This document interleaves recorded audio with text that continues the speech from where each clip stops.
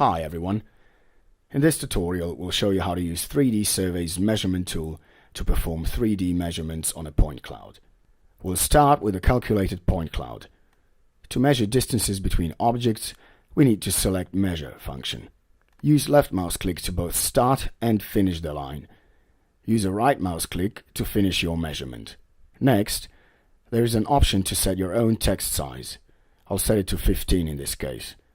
Go on by choosing between 3D distance, that's the one we're using at the moment, or 2D distance, which will give you slope or height difference between both endpoints of the line.